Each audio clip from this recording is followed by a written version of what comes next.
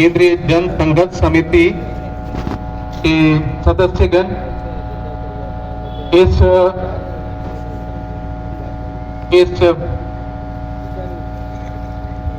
इस संकल्प को लीड करने वाले, मार्गदर्शन देने वाले समस्त अगुवागण, गांव के इन गांवों से आए हुए महिलाएं, बुजुर्ग, पिता और सभा में शामिल लोग मेरी तरफ से ओ लगी मुंजरा करते हैं।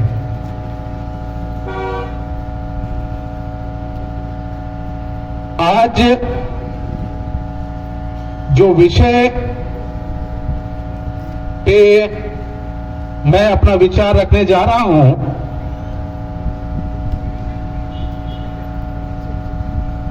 वो विषय हमारे संकल्प से भी संबंधित है और एक आदिवासी की पहचान से उसका गहरा नाता है। जो विषय है वो 5वीं अनुसूची। 5वीं अनुसूची एक तरह से हम सुनते हैं, हम जानते भी हैं उसके विषय में, लेकिन हम शायद उसको अभी भी पूरी तरह से जान समझ नहीं पाए हैं और उसका फायदा जो होना है वो फायदा हम उसको ले नहीं पाए हैं। 5वीं अनुसूची एक कहें तो संविधान के अंदर एक संविधान है, एक मिनी संविधान है और वो संविधान आदिवासियों को विशेष दर्जा देता है। भारत की आजादी के समय और उसके पूर्व का जो स्थिति है उसको देखते हुए, खासकर जब भारत आजाद भी नहीं हुआ था तो हम देखते हैं कि 1874 से भी पहले, लेकिन जो प्रथम बार अंग्रेजों ने 1874 में, क्योंकि आदिवासियों का जो जीवन शैली है, उनका जो शासन व्यवस्था है, उनकी जो रीति रिवाज है, अन्य समुदायों से अलग थी और है, और अंग्रेजों के समय जो शोषक वर्ग आदिवासियों का शोषण किया, उनके जल जंगल जमीन से वो हाथ धोते रहे, उनको देखते हुए ये महसूस किया कि इनके लिए एक अलग भौगोलिक क्षेत्र का गठन होना चाहिए, जहां पे उनकी रीति रिवाज, परंपरा, उनकी भाषा, उनकी संस्कृति अक्षुण्ण रहे, बरकरार रहे। और इस तरह से उन्होंने संकल्पना दी कि ये जो क्षेत्र होंगे वो या तो आंशिक वर्जित क्षेत्र होंगे या पूरी तरह से वर्जित क्षेत्र होंगे, जहां पे जो संसदीय कानून, उस वक्त तो संसद नहीं, लेकिन हम कह सकते हैं कि उस वक्त के गवर्नर जनरल का जो कानून चलता था हिंदुस्तान में, वो डायरेक्टली आपके आदिवासी क्षेत्रों में अप्लाई नहीं होता था, और जब अप्लाई होता था तो वो गवर्नर के माध्यम से, गवर्नर के एजेंट के माध्यम से वो होता था। तो ये 5वीं अनुसूची एक कोई नई बात नहीं है, ये अंग्रेजों के काल से ही उसका चलन 1874 में शेड्यूल्ड डिस्ट्रिक्ट एक्ट बनाकर उसका आगाज किया गया। फिर कालांतर में यह आपके भारत के स्वतंत्रता संग्राम के दौर के समय में भी अंग्रेजों ने इसका एहसास किया कि ये चीज को हमको जारी रखना है। और इस तरह से आप देखेंगे कि government India act 1919, government of India act 1935, इन सारे चीजों में भी आंशिक वर्जित क्षेत्र और पूर्णतः वर्जित क्षेत्र दर्शाकर उसको बरकरार रखा। आंशिक वर्जित क्षेत्र कौन से हो गए? उन्होंने देखा कि आदिवासी का जो आबादी है वो आबादी एक तो उत्तर पूर्वी राज्यों में है, खासकर असम, मेघालय, त्रिपुरा और मिजोरम, और भारत के मध्य हिस्से में भी और पूर्वी हिस्से में भी ये स्थिति है कि वहां पे भी आदिवासियों की बहुलता है। और ये जो क्षेत्र है वो हो गए आंशिक वर्जित क्षेत्र के अंदर आ गए और उत्तर पूर्वी के राज्य एक तरह से पूर्णतः वर्जित क्षेत्र हो गए। और आज हम देखते हैं वहां पे एक अलग सा सिस्टम वहां पे लागू है, जिसको कि हम बोलते हैं ऑटोनोमस काउंसिल। ऑटोनोमस काउंसिल, स्वायत्त परिषद, वो डिस्ट्रिक्ट स्वायत्त परिषद है, वो क्षेत्रीय स्वायत्त परिषद है, और वहां के आदिवासियों को अपने हिसाब से विकास करने का, अपने हिसाब से नीति निर्धारण करने का एक स्वायत्ता है। 5वीं अनुसूची के क्षेत्र जो हमारे जैसे राज्य हैं, जिसमें कि 10 राज्य आते हैं और जिनमें 5वीं अनुसूची लागू है, वहां पे जो उसकी संरक्षण करता है वो हमारे स्वतंत्र भारत के संविधान में संविधान 244(1) में वर्णित है, जिसमें कि कहता है कि ये जो 5वीं अनुसूची का जो क्षेत्र है वो उसका जो गार्जियन है, उसका जो गार्जियन होगा वो है उसके गवर्नर साहब। अब गवर्नर को यहां पे शांति और सुशासन के लिए 5वीं अनुसूची का गार्जियन बनाया गया, जो कि अंग्रेजों के काल में उसके एजेंट किया करते थे। आज गवर्नर इस संविधान में करते हैं। अब हम देखते हैं कि 5वीं अनुसूची की बात तो हम करते हैं, इसका एक ऐतिहासिक पहलू है, और जिस उद्देश्य के लिए 5वीं अनुसूची बनाया, क्या हम उस उद्देश्य में या फिर उस उद्देश्य को प्राप्त कर पा रहे हैं, या फिर सरकार उस उद्देश्य को सच में हमें दे रही है? ये बड़ा सवाल का प्रश्न है, ये बड़ा सवाल या प्रश्न है। अगर हम 5वीं अनुसूची को देखें तो वो क्या कहता है, उसके जो है 7 पैराग्राफ में है, वो 7 पैराग्राफ में है और उसमें बहुत सारी बातें का वर्णन है। पहला कि जो 5वीं अनुसूची में वैसे तो गवर्नर को हर एक साल 5वीं अनुसूची क्षेत्र में आदिवासियों की जो स्थिति है, उनकी जो समस्याएं हैं, उसको लेकर उनको एक रिपोर्ट सौंपनी होती है माननीय राष्ट्रपति को। ये उसकी बाध्यता है।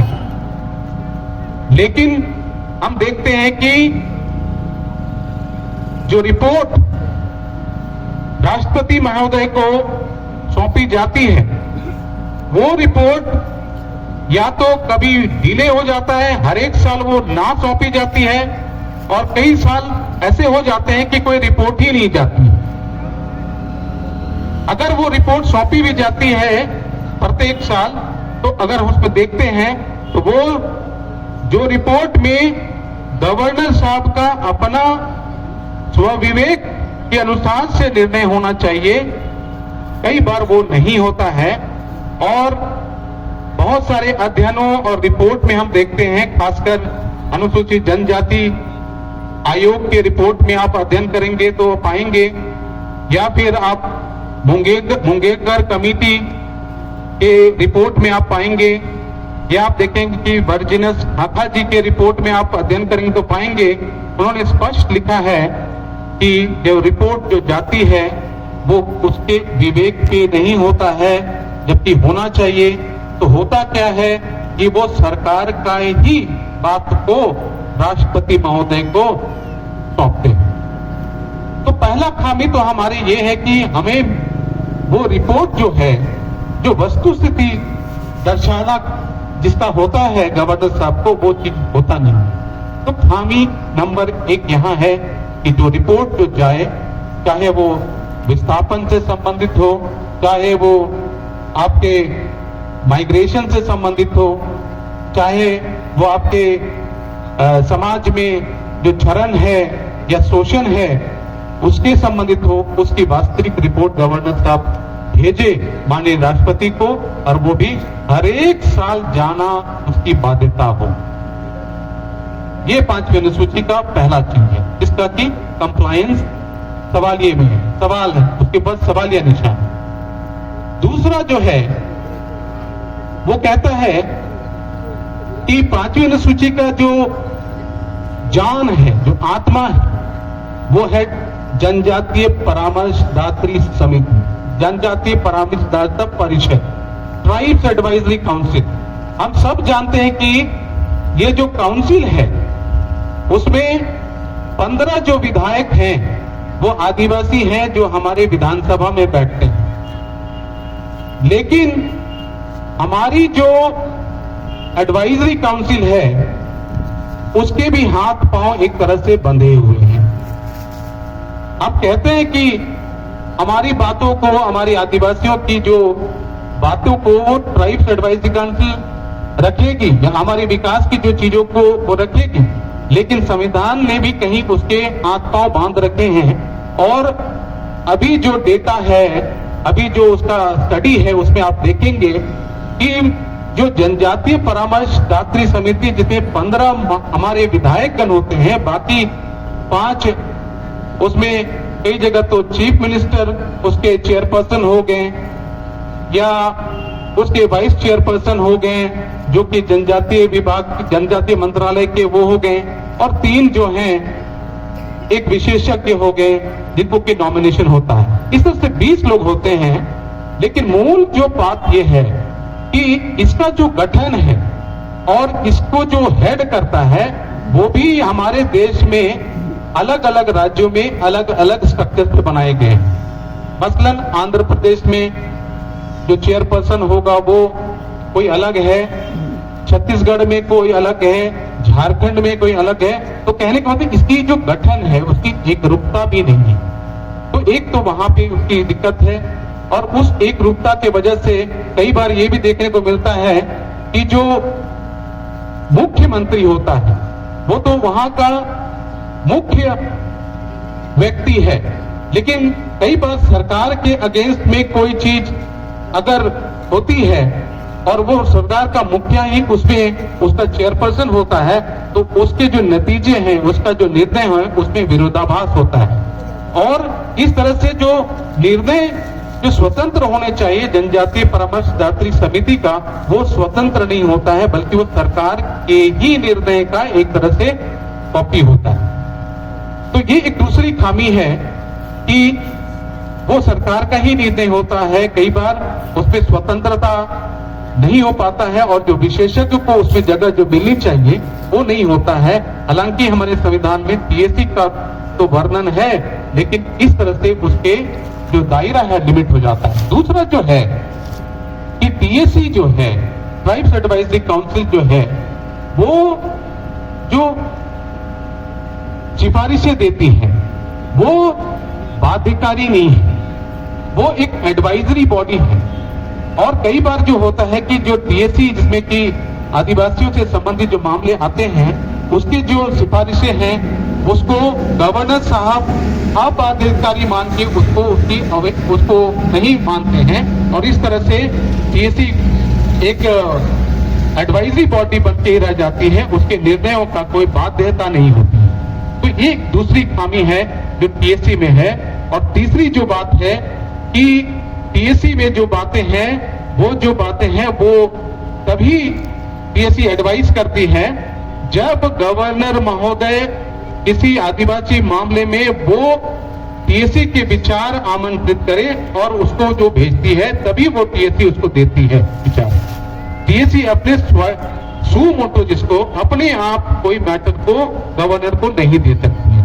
ये एक तीसरी बाध्यता है संविधान में, जिसकी वजह से ट्राइब्स एडवाइजरी काउंसिल तो है, लेकिन ट्राइब्स एडवाइजरी काउंसिल की जो धमक होनी चाहिए आदिवासी मामलों में, जल जंगल जमीन से संबंधित मामलों में, वो उतनी नहीं हो पाती है जितने की होनी चाहिए, जितने की हम अपेक्षा करते हैं। तीसरी जो बात है 5वीं अनुसूची में वो है कि गवर्नर महोदय जो हैं आदिवासियों के गार्जियन हैं, कस्टोडियन हैं, लेकिन एक कस्टोडियन होने के नाते उनको बहुत सारे अधिकार हैं, जैसे कि केंद्रीय कानून और राज्य के कानून को वो आंशिक रूप से संशोधित करके उसको लागू कर सकते हैं राज्यों में, अगर उनको लगता है कि यह जो कानून है वो आदिवासियों के हित के खिलाफ जा रहा है। या तो उस कानून को पूरी तरह से निरस्त कर सकते हैं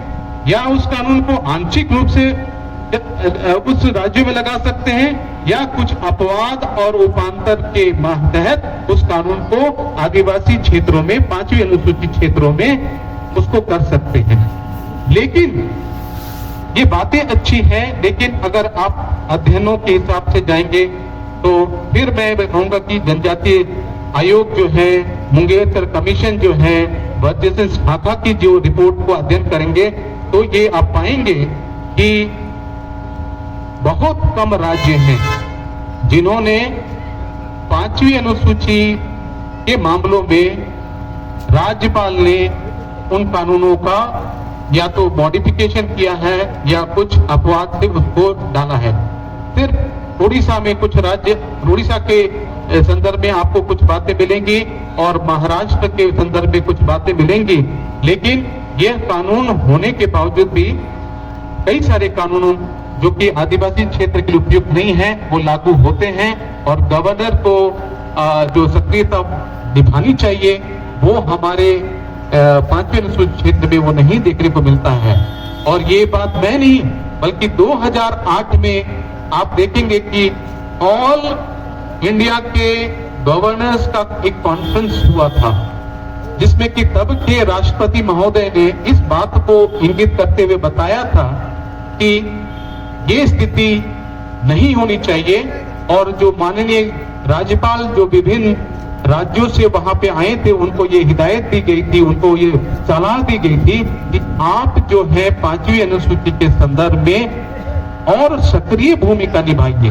वहां के बातों को, वहां के कानूनों को, अगर वो केंद्र का कानून है, राज्य का कानून है, अगर वो 5वीं अनुसूची के खिलाफ जा रहा है यानी आदिवासियों के खिलाफ जा रहा है तो आप उसमें सक्रिय भूमिका निभाइए, ना कि आप एक नॉमिनल हेड की भूमिका में रहिए।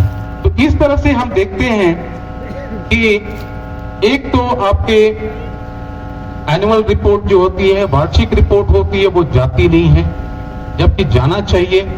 जाती भी है तो गवर्नमेंट का ही योजना का कॉपी पेस्ट होता है, वही चीज बताया जाता है, तो एक तरह से उनका स्वविवेक नहीं। दूसरा है कि आपका जो ट्राइब्स एडवाइजरी काउंसिल है, जो आत्मा है, उसके पांव बंधे हुए हैं, वो एक एडवाइजरी बॉडी बन के रह गई है, और उसकी जो संरचना है, उसका जो गठन है, जो संविधान के आलोक में माननीय राज्यपाल को करनी है, कई दफे कई राज्यों में देखा गया है कि उसमें मुख्यमंत्री आ जाते हैं और वो जो अवधि है या जो उसके सदस्य हैं वो अपने लोगों को वहां डालते हैं, और इस तरह से जो सही बातों का आना होता है ट्राइब्स एडवाइजरी काउंसिल में, जो गवर्नमेंट को एडवाइस करे, वो नहीं होती है। और इसी तरीके से जो लास्ट में जैसे मैंने कहा कि बहुत सारे केंद्रीय कानून और राज्य के कानून जो हैं, जिसको कि अनुरूप आदिवासी क्षेत्र के हिसाब से करना है, वो भी नहीं हो पाती है। तो कुल मिला के हम लोग देखें तो 5वीं अनुसूची एक तो है हमारे पास, लेकिन 5वीं अनुसूची क्या हकीकत में हमारे बीच है? क्या हम उसका फायदा मिल पा रहे हैं? ये बहुत बड़ा एक सवाल या निशान है, क्योंकि 5वीं अनुसूची एक हमको विशेष दर्जा देता है। 5वीं अनुसूची हमारे चीजों को संरक्षित करता है, और उसका सही से अनुपालन नहीं होना हमारे लिए अहितकारी है। और उसी के संदर्भ में बहुत सारे और कानून हैं जो 5वीं अनुसूची के ही कोख से जन्म ले रहे हैं। उसमें आप देखेंगे बैसाखा कानून, जिसको कि हम लोग बोलते हैं पंचायतों के उपबंध अनुसूचित क्षेत्रों पर विस्तार अधिनियम 1996। तो इसमें जो दो बातें हैं, पहली बात है कि एक पंचायत, और दूसरा है वो कह रहा है अनुसूचित क्षेत्रों पर इसका विस्तार। तो ये दो चीज है कि पंचायत में जो बातें हैं उसका अनुसूचित क्षेत्रों में क्या विस्तार है। तो जब संविधान लागू हुआ तो हम लोगों ने जाना कि पंचायत को जो है एक संवैधानिक दर्जा मिला बहुत सालों के बाद 1992 में। 93 में 73वां और 74वां संशोधन होता है और इस तरह से आपके पंचायत जो थे, जो कि संवैधानिक दर्जा जिसका नहीं था स्वतंत्रता के बाद, वो आपके 74वें 73वें संशोधन के अनुरूप वो आपके भाग 9 में आ गए। तो पंचायत को संवैधानिक दर्जा मिला। लेकिन क्योंकि अनुसूचित क्षेत्रों में एक विशेष तरह की पंचायत पहले से थी, उनकी अपनी पारंपरिक व्यवस्था पहले से थी, इसलिए उन्होंने उसका विस्तार नहीं किया था। इसीलिए उसी कानून में ये कहा कि आपको इसके विस्तार के लिए एक अलग सा कानून बनाना पड़ेगा, क्योंकि ये अनुसूचित क्षेत्र तो अंग्रेजों के समय से ही पृथक क्षेत्र रहा है और इसके पृथक होने का वजह है उनकी आदिवासियों की विशिष्ट व्यवस्था, उनका भौगोलिक क्षेत्र, उनकी अलग विशिष्ट संस्कृति इत्यादि इत्यादि, और आप थोप नहीं सकते। इसीलिए उसमें धुरिया कमेटी का गठन हुआ 1994 में, 95 में उन्होंने अपना रिपोर्ट सौंपा और 96 में आपको पेशा, जिसको कि हम बोलते हैं संक्षेप में, वो जन्म लेती है और पेशा के कानून के तहत वो कहता है कि पंचायतों का विस्तार होगा, उसके प्रावधानों का एक्सेप्शन और मॉडिफिकेशन थी। अपवाद और उपांतर के तहत आपका जो पंचायत है उसको विस्तार, उसके प्रबंधों का विस्तार होगा और वो जो पेशा में जो 23 प्रावधान दिए गए हैं उसके अनुरूप होगा, ना कि जो चीज केंद्र जो कि राज्य के कानून बने हुए उसको हूबहू आप लागू करें। इस तरह से आप देखेंगे कि 5वीं अनुसूची के क्षेत्र में विशेष कानून लागू है ग्राम स्तर पे, जो आपके हक और अधिकार को संरक्षित करता है। कैसे संरक्षित करता है?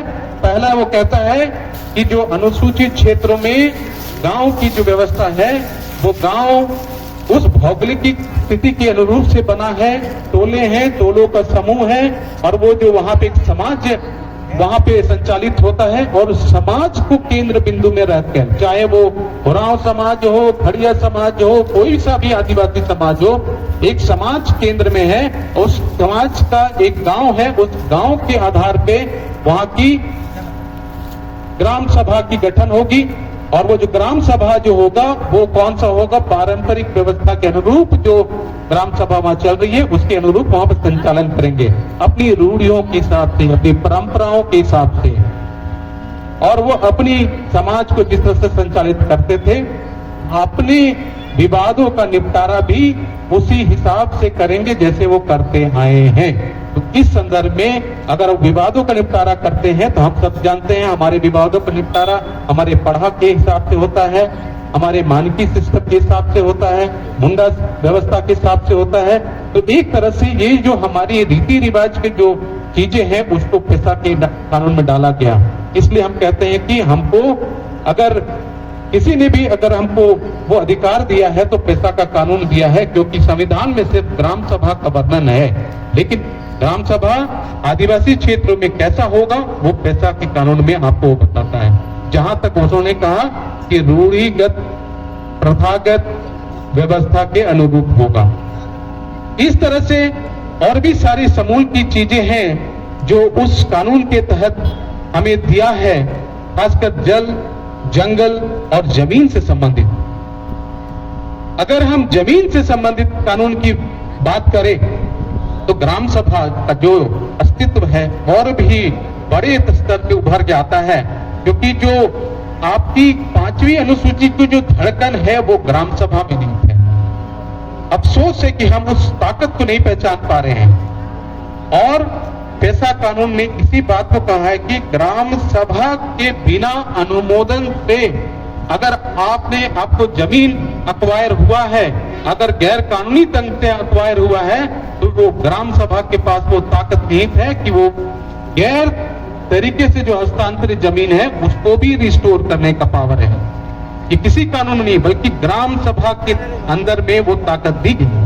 अफसोस ये है कि आज हमारे लोग जो कि 100% रिजर्वेशन पे हैं, मुखिया बने हैं, और आपको समझ होनी चाहिए कि जो मुखिया आपको दिया गया है वो भी राकेश कुमार बनाम भारत सरकार के एक केस के तहत दिया गया है। इसमें कहा गया था कि इसमें और भी समुदाय आते हैं तो आप पंचायती व्यवस्था में सिर्फ आदिवासियों को मुखिया, प्रमुख और जिला परिषद का 100% रिजर्वेशन एकल सीट पे क्यों दे रहे हैं? लेकिन सुप्रीम कोर्ट ने इस बात को नकारा, उस बात को जिसको कि हाई कोर्ट झारखंड ने नकारा था। तो सुप्रीम कोर्ट ने कहा कि भाई साहब आप जरूर इस क्षेत्र में आए होंगे, खासकर गैर आदिवासी के संदर्भ में, लेकिन यह क्षेत्र मूलतः आदिवासियों का। आपके आने के पहले यहाँ पे जो लोग थे और हैं वो आदिवासी थे, इसलिए ये क्षेत्र आदिवासियों का, हालांकि आपकी आबादी गिर गई है, अभी 26 पे है, किसी समय पे ज्यादा होती थी, लेकिन ये बात से नकार नहीं सकते कि ये क्षेत्र आपके आदिवासी क्षेत्र है, इसीलिए 100% एकल सीट पे रिजर्वेशन जायज। तो साथियों ये हमने लड़के लिया और उसको भी आज के समय पे जो मुखिया हैं, जो हमारे आदिवासी हैं, उनको भी इस बात को समझना पड़ेगा।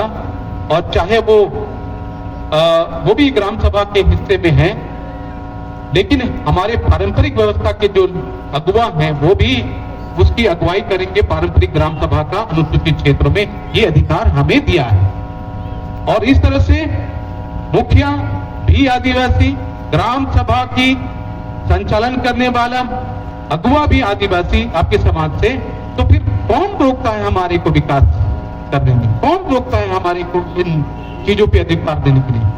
तो हमको ये समझना है कि 5वीं अनुसूची का क्षेत्र में पैसा के माध्यम से ग्राम सभा को आपको सशक्त करना है। ग्राम सभा को कैसे सशक्त करना है? वो है कि आपको उसके फोरम को फुलफिल करना है, आपको उसके जो चीजें हैं, बैठकों को नियमित करना है, आपको उसकी रजिस्टर मेंटेन करना है, आपकी बातों को संविधान के आलोक में आगे उसको बढ़ाना है, और इस तरह से आपकी जमीन जो गैर कानूनी ढंग से हस्तांतरित हुई है उसको भी पावर है ग्राम सभा को रिस्टोर करने का। ये स्पष्ट रूप से लिखा हुआ है। अफसोस यह है कि आज हम कोई भी एग्जाम्पल नहीं देखते हैं जहां ग्राम सभा ने जमीन को रिस्टोर किया, अगर है भी तो वो गिनने लायक है उंगलियों में। तो ये बड़ी अफसोस की बात है। कानून कुछ है, क्रियान्वयन नहीं। इसकी जिम्मेदारी, इस जिम्मेदारी को हमको समझना है, ग्राम सभा को हमको सशक्त करना है। और उसी ग्राम सभा ने आपको जंगल पे अधिकार का भी हक दिया है, चाहे वो वन अधिकार कानून हो, और इसमें 3 तरह के अधिकारों का है। जंगल हमारे लिए है, अनुसूचित जनजाति और परंपरागत वन निवासी वो वन अधिकार के तहत है, लेकिन हमारे को आदिवासी होने के नाते में हमको कोई भी जनरेशन के कैटेगरी में नहीं रखा है। हमारे लोग पूर्वों से उस जगह में आए हैं, इसलिए प्रथम अधिकार है जंगल के वनोत्पाद पे। हमारा प्रथम अधिकार है उससे उत्पाद लेने का, उसको संग्रह करने का, बाजार में कहां बेचने का, किस रेट में बेचने का, ये आपको कानून अधिकार देता है। और उसमें फॉरेस्ट के लोगों का उसमें कोई डिस्टर्ब करने का अधिकार नहीं है। ये ग्राम सभा के क्षेत्र में है, ये तो पैसा दे रहा है। माइनर फॉरेस्ट यूज का, जंगल पे अधिकार का, सामुदायिक संसाधन का प्रबंधन के अधिकार का अधिकार ग्राम सभा में पैसा के में दिया है। उसी तरह से लघु खनिज के संबंध में वो जो अधिकार भी ग्राम सभा को देता है। खासकर वो कहता है कि जब आपको लघु खनिज जैसे बालू, गिट्टी, मोरम के संबंध में वो कहता है अगर माइनिंग का जो लीज होता है वो बिना ग्राम सभा के अनुमति से नहीं लेगा। प्रोस्पेक्टिंग जो लाइसेंस है, जो माइनिंग के पहले जो दिया जाता है, वो भी इन कंसल्टेशन होगा ग्राम सभा के और मैंडेटरी होगा। तो सोच समझ के आप देखिए कि ग्राम सभा के बिना एक पत्ता वन से नहीं हिल सकता, एक खनिज आपके क्षेत्र से उठ नहीं सकता, एक वाटर रिसोर्स है, लघु जो जल संसाधन स्रोत हैं, वो आपके क्षेत्र का संरक्षण संवर्धन करने का अधिकार भी ग्राम सभा का है। तो किस तरह से तमाम चीजों पे ग्राम सभा आपको मजबूत करनी है और इसका जो अधिकार है पैसा के कानून के तहत है और जो सामाजिक व्यवस्था को भी संचालन करने की जो अधिकार है वो उसमें निहित है। इसी तरह से जो सरकारी जो योजनाएं हैं विकास संबंधित उनकी भी अनुमोदन एक तरह से कहें या निगरानी कहें, चाहे वो स्कूल से हो, अस्पताल से हो, आंगनबाड़ी से हो, जन वितरण प्रणाली से संबंधित योजनाएं हैं, उसका भी जो निगरानी करने का अधिकार पैसा की कानून में आपको निहित है। और साथ साथ सबसे बड़ी जो अधिकार आपको दी है एक तरह से अंकुश लगाने का कि जो उपयोगिता प्रमाण पत्र अगर मुखिया कोई भी योजना लेकर गांव में आता है, उस उपयोगिता प्रमाण पत्र को देने की अधिकार भी ग्राम सभा को ही है। कई जगह ये नहीं हो रहा है, ये नहीं हो रहा है तो इसलिए नहीं हो रहा है क्योंकि कहीं कहीं ग्राम सभा सुसुप्त है। तो उपयोगिता प्रमाण पत्र मुखिया जी अपने हिसाब से बना के दे रहे हैं और सरकार भी उसको मान रही है, लेकिन ग्राम सभा से लेना है। तो इस तरह से हम देखें कि पैसा कानून आपके अनुसूचित क्षेत्रों में लागू है। अनुसूचित क्षेत्रों में का विशेष स्थान है संविधान के तहत और अनुसूचित क्षेत्रों को जब बनाया गया, खासकर डेबार कमीशन के समय उन्होंने सिफारिश दी 1960 में और कहा कि अनुसूचित क्षेत्र वैसे क्षेत्र हैं जहां आदिवासियों की बाहुलता है, वहां एक उनकी विशिष्ट संस्कृति है, उनका एक विशिष्ट भौगोलिक क्षेत्र है, संथाल के लिए अलग है, ओराओं के लिए अलग है, मुंडाओं के अलग है। इस तरह से तमाम जो हिंदुस्तान के आदिवासी हैं उनके लिए एक विशिष्ट क्षेत्र है, उत्तर पूर्व के लिए विशिष्ट क्षेत्र है, दक्षिण के राज्यों के लिए आदिवासियों के लिए विशिष्ट क्षेत्र है, गोंड के लिए विशिष्ट क्षेत्र है।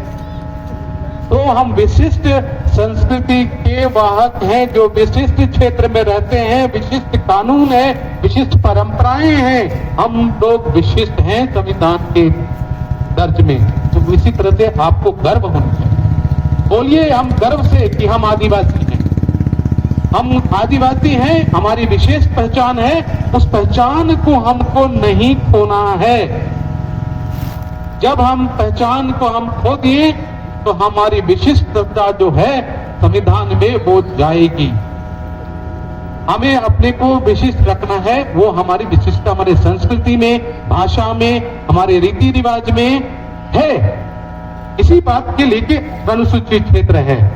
आज हम खो रहे हैं, क्यों खो रहे हैं? क्योंकि हमारी आदिवासी की आबादी धराशायी है। इसी का एक संघर्ष है। आज आप आंकड़े उठा के देखें, 40% जो आबादी है हिंदुस्तान में डिस्प्लेस्ड लोगों का, वो 40% जो है सिर्फ आदिवासी है। और ये नंबर 40% पे अभी नहीं रुकेगा, कालांतर में नंबर बढ़ सकता है, क्योंकि यहाँ पे तरह तरह के विकास की योजनाएं हैं जो बुनियादी अधिकार को कुचलने पे आमादा है। तो अभी का आंकड़ा 40% है और वैसे लोगों की आबादी जो 40% आप लगा सकते हैं, जिसकी कि 8.6% की आबादी है 2011 के आंकड़े में। 2011 के आंकड़े में 8.6% का 40% आबादी विस्थापन के दंश से झेल रहा है, तो हमारी अस्तित्व तो एक तरह से खतरे में तो है। इसलिए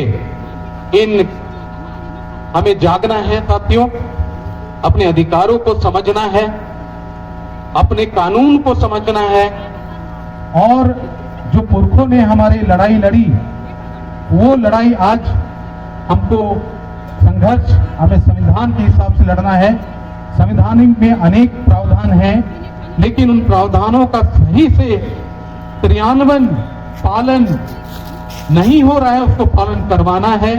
हमें जानकारी भी लेना है अपने हिसाब से, और भ्रम की स्थिति में नहीं रहना है।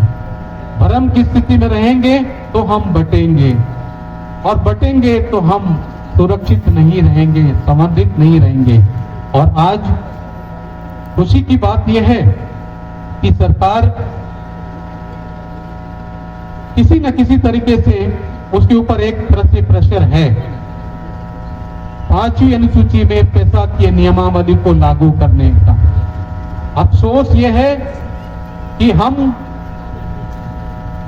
उन 2 राज्यों में हैं जिन्होंने अभी तक पैसा के ऊपर कोई नियमावली नहीं बनाया। बाकी 8 राज्यों ने बनाया। उड़ीसा के साथ हम भी वो 2 राज्य हैं जिन्होंने अभी नहीं बनाया। और हमारे पास एक मौका है, इतने सालों के बाद 25 साल लगभग हो गए, आज तक हमारे पास नियमावली नहीं है, लेकिन नियमावली पे भ्रम की स्थिति बनी हुई है। कुछ चाहते हैं कि भ्रम की स्थिति कायम रहे, लेकिन हमारा होना चाहिए कि जो कानून सम्मत जो बात है उस पैसा के कानून में, वो नियमावली में अक्षरश उसका चीजें आए वहां पे, और गांव में जो रूढ़ी व्यवस्था की जो समाज है उसको हम संरक्षित करें, उसको हम समर्थित करें, ताकि जो गांव का जो संचालन होता है पैसा के कानून के आलोक में वो हो, और वो ग्राम सभा के अधिकार के माध्यम से हम उस नियमावली के तहत हम गांव को आगे बढ़ा पाएंगे, और हम अपने समाज को अपने परंपरा के हिसाब से, अपने रीति रिवाज के हिसाब से, अपने संसाधनों के ऊपर एक अधिकार होते हुए स्वामित्व का अधिकार की बोध से हम अपने इस झारखंड को, हम अपने अन्य राज्यों को जो हिंदुस्तान में अनुसूचित क्षेत्र में आते हैं को हम आगे बढ़ा पाएंगे। और इस तरह से हम अपने को अस्तित्व से, हमारे अस्तित्व पे जो खटका मंडरा रहा है उस अस्तित्व को हम मिटने नहीं देंगे, हमारी अपनी पहचान को हम अक्षुण्ण रख पाएंगे। मैं इतना करके आप सभी लोगों का बहुत धन्यवाद करता हूं, और जय आदिवासी। जोहार।